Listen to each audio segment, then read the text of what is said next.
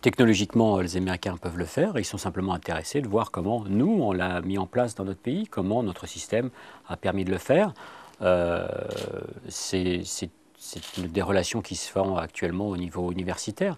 Avec la difficulté que nous avons, c'est que notre système hospitalo-universitaire est essentiellement public et le système hospitalo-universitaire américain est essentiellement privé, avec les problèmes de conventions et de relations qui sont assez difficiles à établir. J'ai déjà prévu d'accueillir dans le service des fellows américains pendant un certain temps parce qu'ils savaient, d'abord Paris est une belle ville donc ça les intéresse, de venir passer 6 mois ou 1 an dans le service.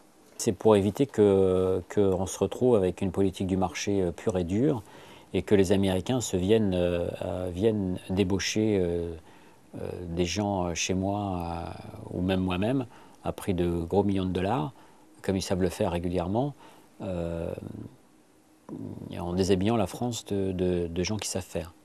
Si on met quelque chose de plus institutionnel, c'est beaucoup plus difficile. Le conflit de la Deuxième Guerre mondiale, il y a eu beaucoup de morts, mais beaucoup moins de gueules cassées, parce que ce n'était pas ces blessures de la tranchée où il y avait que la tête qui était dehors. Et puis il se trouve que maintenant, dans ces conflits modernes, il y a beaucoup moins de morts, proportionnellement, beaucoup plus de blessés. Et les zones qui sont exposées, c'est la face et les membres. Il y a des blessures qui ne sont pas réparables au niveau du visage, pas réparables par les moyens conventionnels. Et c'est spécifiquement lorsqu'il y a une destruction totale des lèvres. Vous pouvez faire ce que vous voulez, les techniques conventionnelles ne marchent pas. Et ça, on voit ça dans les accidents balistiques. En pratique militaire, c'est des engins, des explosions qui peuvent arracher une partie du visage. Et puis, l'autre aspect, c'est les destructions des paupières.